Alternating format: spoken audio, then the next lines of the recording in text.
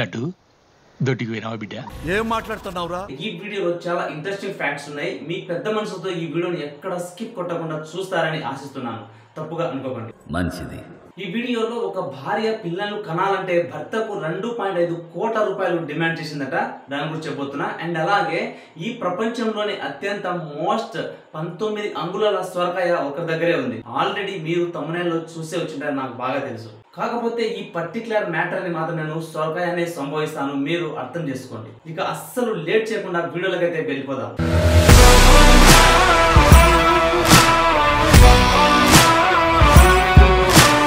కొత్తగా పెళ్ళైన ప్రతి ఒక్క జంట పిల్లల్ని కనాలి, వారసులు ఉండాలి అనుకుంటారు. అదే పనిగా దీనికోసం ఎన్నో గుళ్ళు గోపురాలు కూడా తిరుగుతూ ఉంటారు. అది మనం నిండా చూస్తూనే ఉంటాం.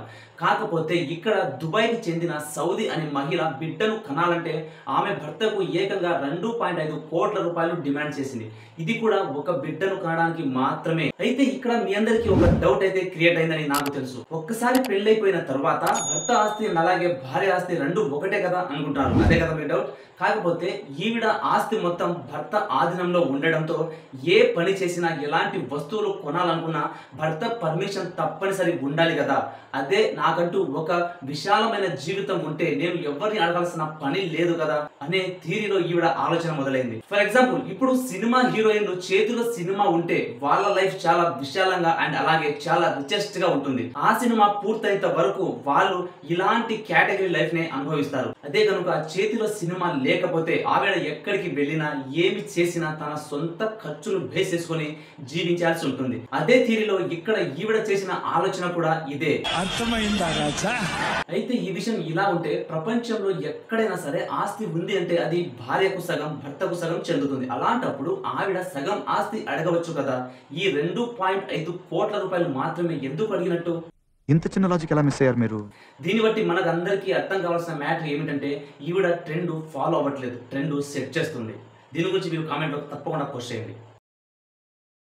జైల్లో ఉండే ఖైదీలకు కాటన్ తో చేసిన వైట్ డ్రెస్ యూనిఫామ్ ని ఎందుకు ఇస్తారో మీకు తెలుసా? దీని వెనకాల చాలా కథే ఉంది. ఒకప్పటి భారతదేశంలో బ్రిటిష్ పాలన చాలా ఘోరంగా ఉండేది. బ్రిటిష్ ప్రభుత్వం జైలుకు వచ్చిన వారికి మందంపాటి ఖద్దరుతో చేసిన యూనిఫామ్ ఇచ్చేవారు. అది వేసుకున్న తరువాత గాలి అస్సలు ఆడేది కాదు అండ్ అలాగే అవి చాలా ఇబ్బందికరంగా శరీరాన్ని కాస్త డ్యామేజ్ చేసేవి. ఇలా ఇది చాలా కాలమే సాగింది. అయితే భారతదేశానికి స్వాతంత్రం వచ్చిన తరువాత మన రాజ్యాంగం పట్ల అండ్ అలాగే కొత్త రూల్స్ చేంజ్ అవ్వడం వల్ల ఈ దుస్తుల్లో కాస్త మార్పులైతే వచ్చాయి. ప్రజెంట్ ఇప్పుడు వైట్ యూనిఫామ్ అండ్ దాని మీద నల్లటి చారులు గుర్తులుండే కాటన్ డ్రెస్లను ఇస్తున్నారు. అయితే ఖైదీలకు వైట్ కాటన్ యూనిఫామ్ ఇవ్వడానికి 4 మేజర్ రీజన్స్ ఉన్నాయి. అవి ఏమిటంటే, ఎగ్జాంపుల్ నెంబర్ 1, ఈ వైట్ కాటన్ యూనిఫామ్ అనేది డే టైం అయినా సరే నైట్ టైం అయినా సరే చాలా క్లియర్ గా కనిపిస్తుంది అండ్ అలాగే వీటిలో ఖైదీలు ఎంత దూరంలో ఉన్నా సరే ఇట్టే గుర్తించవచ్చు. ఎగ్జాంపుల్ నెంబర్ 2, వైట్ యూనిఫామ్ వేయడం వల్ల చలికాలంలో వెచ్చగా అండ్ అలాగే వేసవి కాలంలో చల్లగా ఉంటుంది. అండ్ ఇదే కాకుండా ఈ వైట్ కాటన్ అనేది బాడీకి చాలా మేలు చేస్తుంది.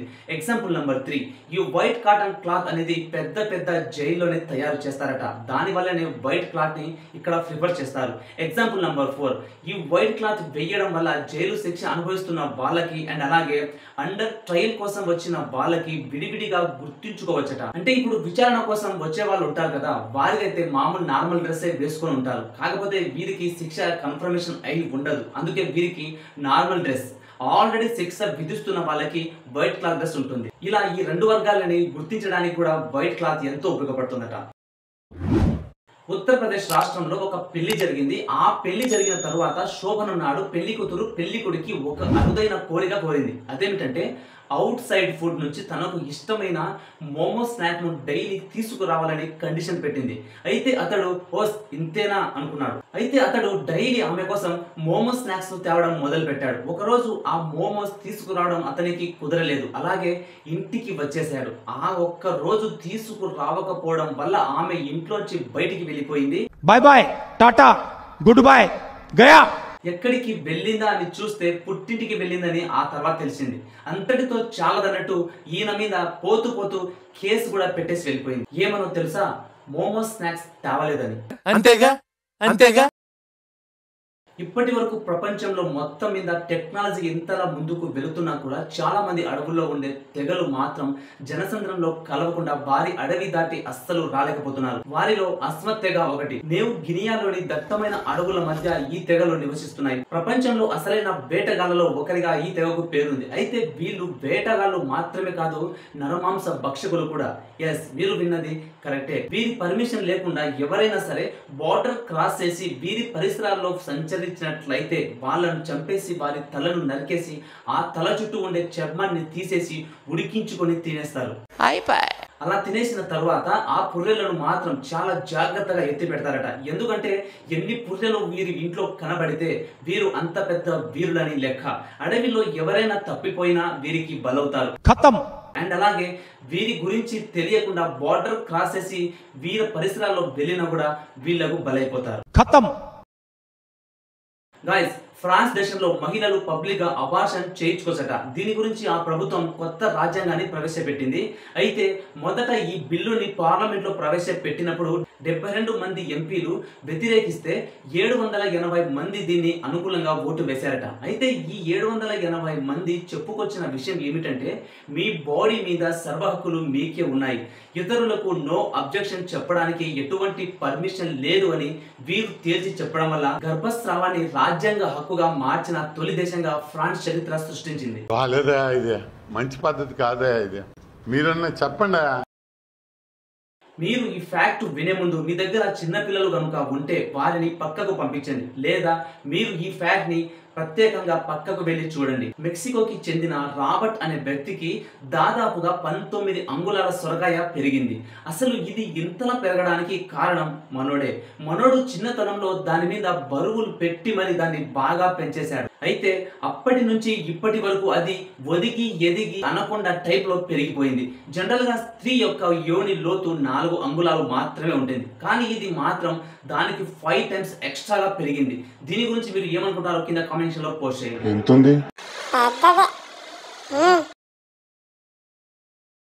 అమెరికాలోని కైరోలో ఈజిప్ట్ నగరమైన మిన్యాకు దక్షిణాన జరిగిన తవ్వకాలో కింగ్ రామ్సేవ్ అనే ఒక భారీ విగ్రహం బయటపడింది. అయితే ఈ విగ్రహం దాదాపుగా 3.8 మీటర్లు కలిగి ఉంది. ఈయన ఒక రాజు. ఇతను ఈజిప్ట్ యొక్క 19వ రాజవంశీకుడు. అప్పటి కాలంలో ఆయనను రామ్సే ది గ్రేట్ అని కూడా పిలిచేవారట. అయితే ఇప్పుడు దొరికింది పై భాగం మాత్రమే. దీనికి సంబంధించిన కింది భాగం మాత్రం 1930లో జర్మన్ పురావస్తు శాస్త్రవేత్తలకు అప్పుడే దొరికింది. ఈ 2 భాగాలను కలిపితే ఈ విగ్రహం దాదాపుగా 7 మీటర్లకు చేరుకుంది. ఫిబ్రవరి 5వ తేదీన సాయంత్రం 5 గంటల నుండి అలాగే 6 గంటల వరకు ఇన్స్టాగ్రామ్ అండ్ అలాగే ఫేస్బుక్ లో చిన్న గ్లిచ్ ఏర్పడింది. ప్రపంచవ్యాప్తంగా 10,000 మంది యూజర్లు ఇన్స్టాగ్రామ్ లో గ్లిచ్ ఏర్పడిందని చెప్పుకొచ్చారు. అసలు ఇన్స్టాగ్రామ్ యాప్ ఓపెన్ చేస్తే మన అకౌంట్ హ్యాక్ అయిపోయిందేమో అన్నట్టు ఈ గ్లిచ్ ఏర్పడింది. చాలా మంది యూజర్లు లాగిన్ అవుతున్నా కూడా అది ఫెయిల్ అయిపోతుంది. ఏమైందిరా? అండ్ అలాగే పదే పదే యూజర్ల ఐడి అడుగుతుందని వాపోయారు. ఇలా ఎందుకు ఏర్పడతాయంటే సోషల్ మీడియా ప్లాట్ఫామ్ అప్డేట్ అయినప్పుడు కానీ లేదా ఆల్గరిథం చేంజ్ అయినప్పుడు కానీ ఇలాంటి గ్లిచ్ అయితే ఏర్పడుతుంది. కానీ దాని తర్వాత నిదానంగా సాల్వ్ అయిపోతాయి. కాకపోతే ఇక్కడ ఫేస్బుక్ అధినేత మార్క్ జుకర్బర్గ్ ప్రపంచంలోని పలు దేశాల్లో ఫేస్బుక్ పై హ్యాకర్లు దాడి చేస్తున్నట్టు చెప్పుకొచ్చారు. ఈ మధ్య కాలంలో యూట్యూబ్ లో కూడా ఒక గ్లిచ్ ఏర్పడింది. సరిగ్గా అదే టైంలో నేను వీడియో పోస్ట్ చేయడం వల్ల ఆ వీడియోకి తగినంత వ్యూస్ అస్సలు రాలేదు. అందుకు ఆ వీడియో నేను పూర్తిగా డిలీట్ చేశాను. ఇప్పుడు తిరిగి అప్లోడ్ చేద్దామంటే అస్సలు మనసు రావడం లేదు.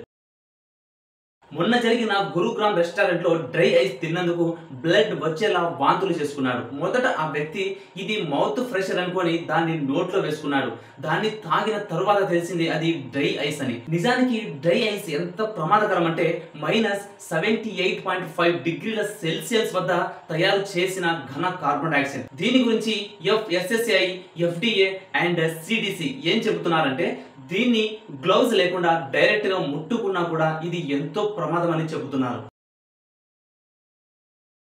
ఈ మధ్య కాలంలో స్పెయిన్ నుంచి ఒక జంట భారతదేశానికి టూర్ కి వచ్చారు. అయితే జార్ఖండ్ లో ఆ మహిళ మీద 7 గ్యాంగ్ రేప్ చేసిన విషయం అందరికీ తెలిసిందే. అయినా కూడా ఆ మహిళ మన భారతదేశ పరువుని కాపాడింది. ఎలా అంటే భారతదేశంలో ఉండే మనుషులు చాలా మంచివారు, నన్ను చాలా బాగా చూసుకున్నారు, నేను ఆ 7 మాత్రమే నిందిస్తున్నాను అంటూ ఆవిడ మన దేశం పరువుని కాపాడింది.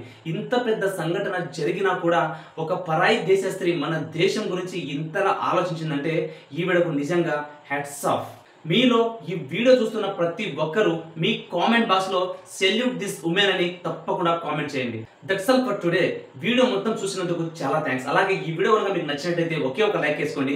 అలాగే ఈ వీడియోలో నా ఎక్స్ప్రెషన్ ఎలా అనిపించిందో ఒకే ఒక కామెంట్ చేయండి. That's all for today. ఇలాంటి ఇంట్రెస్టింగ్ ఫ్యాక్ట్లు మరిన్ని మీకు కావాలి అనిపిస్తే మన ఛానల్ ఇప్పుడే సబ్స్క్రైబ్ చేసుకొని పక్కనే ఉన్న గంటను కూడా ఆన్ చేయండి. నేను ఏ వీడియో పోస్ట్ చేసినా ఫర్దర్ గా మీకు నోటిఫికేషన్ గా ఫస్ట్ వచ్చేస్తాయి. ఇంకో మంచి వీడియోతో మీ ముందుకు వచ్చేసాను. అంతవరకు సెలవు. Bye. Have a nice day. See next video. మంచిది.